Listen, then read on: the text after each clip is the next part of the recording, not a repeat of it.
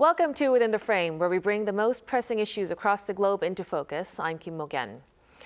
North Korea is now openly calling its nuclear program a long-term strategic asset, raising questions about whether denuclearization is still a realistic goal. At the same time, there are growing calls to shift towards arms control and even talks of limited deals like a nuclear freeze in exchange for concessions. And as U.S. President Donald Trump presses allies to take on more responsibility, questions are also emerging about the future of extended deterrence and the direction of the South Korea-U.S. alliance. So what options are really left at this point? And how should Seoul and Washington respond to this? To help us break this all down, we are joined by one of Washington's leading Korea experts here in the studio with us, Sydney Seiler, Korea Chair and Senior Advisor at the Center for Strategic and International Studies. A very big welcome. Mok-yeon, thank you very much. Thank you so much for joining us tonight. So let's start with North Korea's Ninth Party Congress. Mr. Seiler, North Korea officially defined its nuclear program as a long-term deterrent asset. We've been seeing, growing calls to shift from denuclearization to arms control lately. I wonder, what's your thoughts on this approach? Well, I mean, North Korea's declaration of its nuclear status has evolved over the past 3 decades, but it's been aimed towards a continual goal of achieving that point where they've locked in their nuclear weapons status.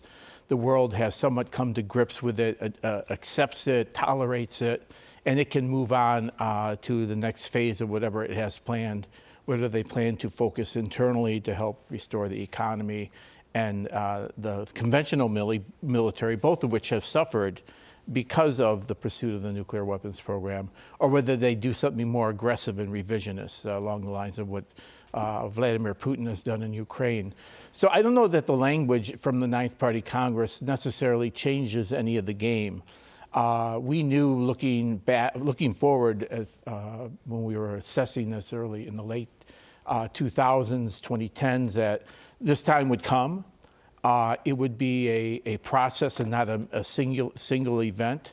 North Korea has earned some recognition, some tolerance, and it seems to be moving forward confidently that it can survive without even putting nuclear weapons on the table in any mode. So I'm kind of skeptical.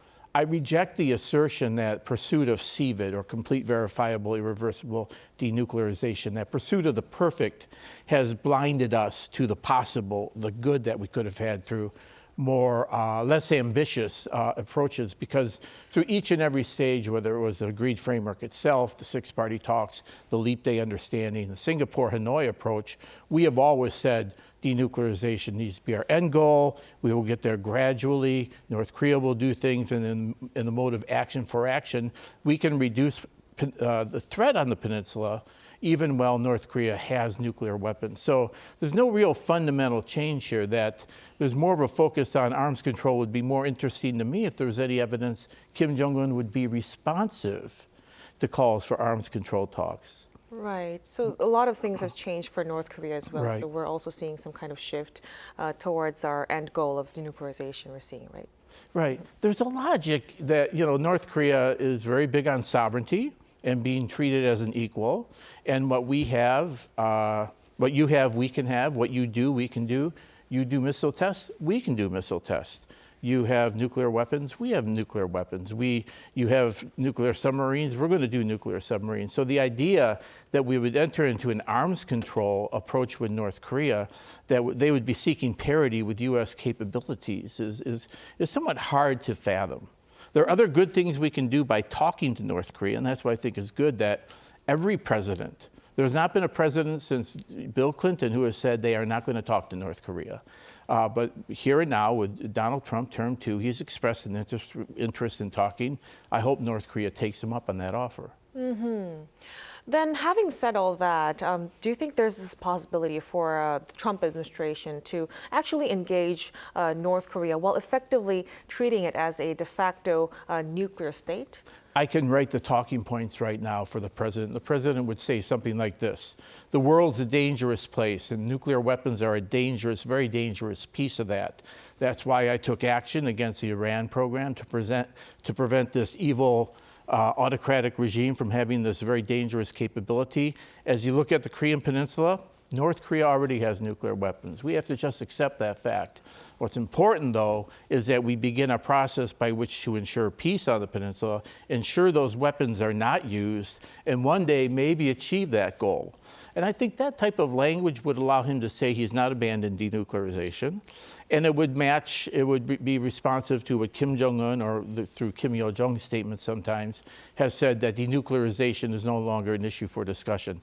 I think if Kim Jong-un truly wants any type of opportunity to improve relations with the United States under Donald Trump, he would have to take that as a sufficiently meeting their insistence that their nuclear weapons are not up for discussion.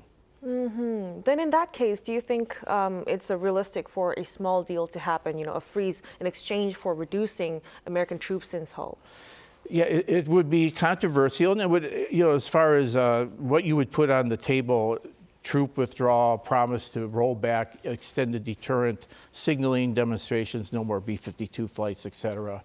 You know, what are you getting from North Korea? Because what we want to do, we want to see here, is a sufficiently credible threat reduction set of actions. Not remarkable. You know, if you look at what you would normally think, for example, even a accurate and complete declaration of its nuclear program and its missile program would be extremely hard. They haven't been able to produce a complete and accurate and honest declaration of their program through years of dialogue. They continue to not want to talk about the highly enriched uranium program.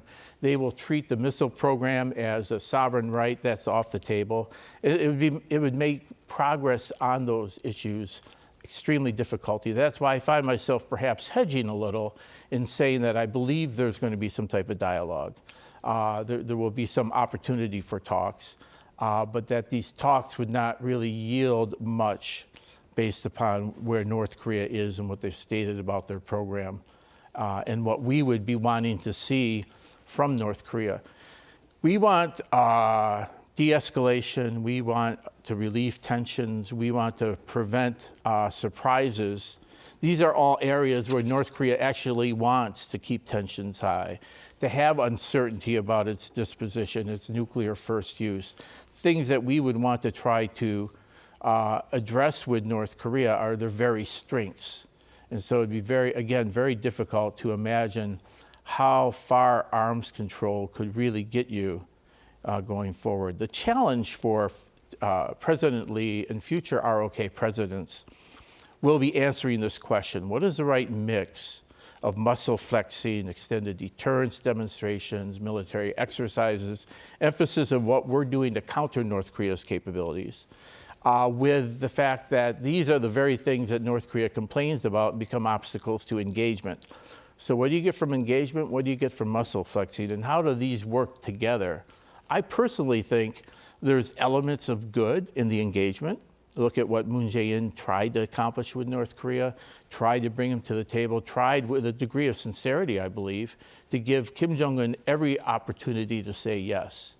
And then I believe what Yoon Suk-yeol did in terms of doing the muscle flexing, demonstrating the U.S. ROK alliance, expanding cooperation with Japan, pursuing KAMD, kill chain, KMPR, all these areas where it demonstrated, it responded to a demand signal from the Korean public that said, look at all these missile launches, look at all these nuclear tests. What are we doing to ensure that deterrence is solid?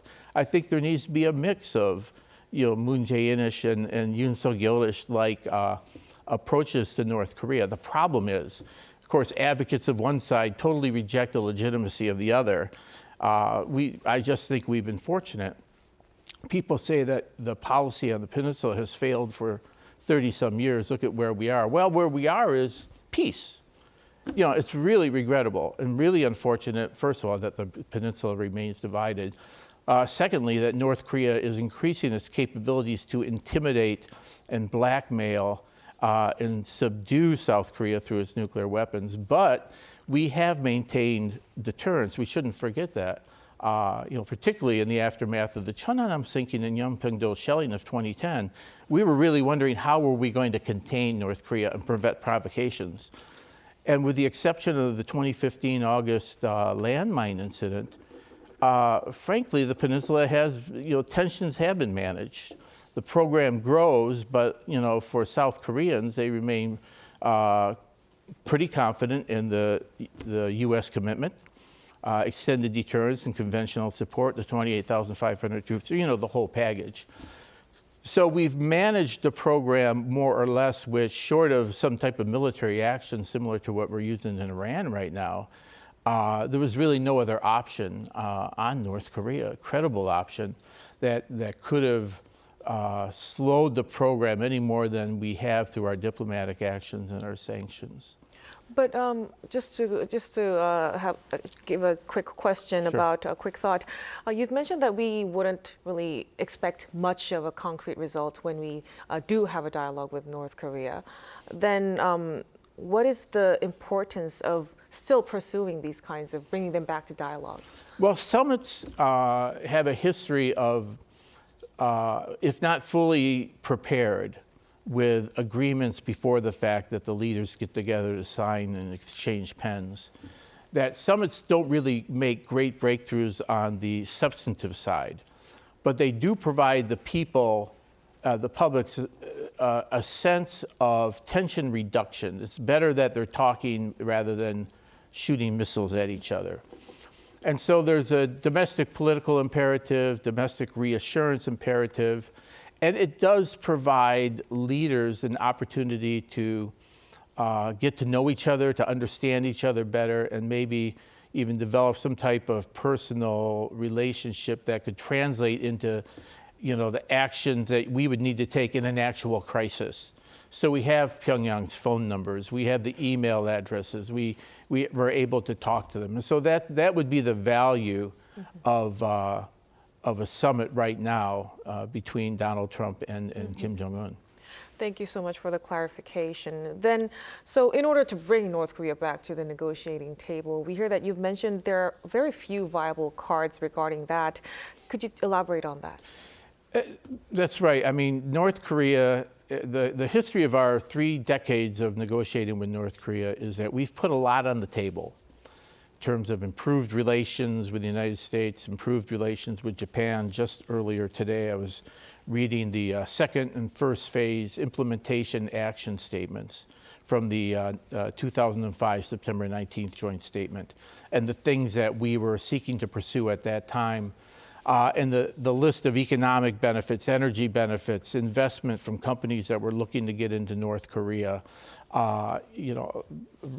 liaison offices in respective capitals leading to full normalization, and even security assurances themselves, which the North Koreans in private told us they don't really trust and believe in anyway. So everything that we've been offering them are things they don't want and don't need. And that's even more accentuated by the fact that now they have this relationship with Russia that is meeting some of those short-term needs. And they can get from Russia much more than what they can get from the United States, other than, through steps of denuclearization or other progress in improving the relations. So there's, nothing really at this time that would suggest, Kim is interested. He makes it quite clear with the Republic of Korea since the Two Koreas declaration, and the sometimes just harsh and impolite language directed toward, either the unification minister or President Lee himself.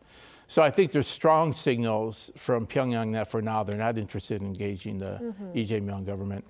Right. And not as strong with the United States. I think they see value in appearing to keep the door open because it'll pressure Donald Trump more to do something, which may be all Kim wants to do at this time, but make sure the ball appears to be in the U.S. court. If you look at past significant breakthroughs in getting back to the table, they've followed periods of tension and pressure where the Chinese put some extra weight behind, for example, the launch of the fourth party and sixth party talks. That whole process came in response to pressure that the U.S. applied on China. Credible at that time that if we didn't do anything, if we didn't get back to the negotiating table, we'd have to examine other options. Right, so the North could be looking for other moves by the Trump administration right now. But we are aware that North Korea is getting closer and closer to Russia, of course, and also, China as well. But we don't really call them a unified alliance, but more of what you described as a asymmetric alignment. How does this affect Pyongyang's negotiating power? Well, it's interesting for historians or people who have tracked Cold War era relations during the Sino-Soviet conflict and how, whether it was the de-Stalinization actions of Khrushchev or, the Great Leap Forward cultural revolution actions of Mao Zedong, followed by reform and opening by Deng Xiaoping. North Korea had to learn how to navigate these dangerous waters as kind of the shrimp caught in the battle of the whales. And they never were extremely adept at it. They did not yield great benefits. Kim Il-sung was no diplomatic genius, but he did find a path to survival and a way to navigate this competition so as to minimize the damage. And I think there's elements today. There's if you look at the relationship between Russia and China, on the one hand, they seem confident that their goal of the change in the international order away from the U.S.-centric, rules-based liberal world order, that progress is being made in that direction, that a world where countries don't have to, live under the pressure of the United States. These are all good things, and the pursuit of these goals in an abstract way is easy to do with congratulatory statements and visits, giving the impression of a bloc. But really, the behavior is very limited, very pragmatic, very transactional. And as I wrote down, neither Russia nor China are benevolent benefactors. They're not into charity cases. They're not going to throw a lot they're not going to give a lot to North Korea without some type of assurances they're getting something out of it. And I think, and we're examining this, we talk about this a lot at CSIS. How did this relationship survive if the war in Ukraine ends, and then the necessity of North Korea to Russia is significantly reduced? Is Putin interested in having a fellow cheerleader for overthrowing the imperialist order, and how much is he willing to pay for that? And what is Kim actually going to get out of that over the long term? These are all unclear right now, but I would, people who look at this are inclined to think that if, on the one hand, for me, if the war ends tomorrow, it's going to be at least 5 to 10 years for Russia to replenish its depleted stockpiles. Right. And North Korea can play a big role in that through its own munitions industry that surged to support the war effort in Ukraine, and now over the longer term could help Russia replenish its stockpiles. But beyond that, there's not really a lot that would seem to keep these two countries together. But when we see these kinds of alliance, this kinds of bond getting stronger, then all the more, many say that the Seoul-Washington alliance should even become more stronger at this point. But President Trump, he's been stressing about responsibility, allies to take on more responsibility. And you've also mentioned that South Korea should take a bigger role. What does that actually look in practice? Well, first of all, there are these changes in the world order and in the regional dynamics and on the peninsula that we hope from the United States perspective that having partnered with the Republic of Korea all these years, 70 years of armistice almost, that we would have a shared view of the threat posed by North Korea, the shared view of the threat posed by China. That threat from China is both military and economic. The type of world order that China is advocating is a dark and dangerous world order. It's not one in which there's flourishing democracy and economic, growth. And we should have a similar view of these threats that then allows us to think about how we work together to counter them. So that when you talk about, managing, adjusting U.S. forces Korea to have a role for some China scenarios. Well, the Republic of Korea focuses on deterring the North. That's really common sense. We got these forces. How would we work together? And we understand. I understand all the reasons why Korea is reluctant to antagonize China, why it's very cautious when it comes to its image in the Middle East. There's a lot of economic and benefits at play there that they don't want to be seen as just a knee-jerk, reactive supporter of everything the United States does. And I don't think we're asking them to do that. But there should naturally evolve an ability to have the shared worldview and have ways to work together to counter these things. And I think President Trump has shown he's very frank and blunt in his statements, but when he sees progress, he's very open to rewarding and to speak positively about it. And so we're I happen to have been here I've been here 17 years on and off. My last tour here was 2016 to 2020. So I was able to watch Trump term one from a very interesting perspective here on the peninsula. And if you remember the special measure agreements, the interesting thing about the special measures agreement negotiations at that time was we eventually reached a deal. And in public opinion polls about ROC perception of the value of the alliance, those numbers were not impacted whatsoever. And there were some tumultuous times during that period. We have similar tumultuous time now, and of course the withdrawal of 5,000 troops from Germany is sending shock waves, and there's going to be a lot of concerns about that.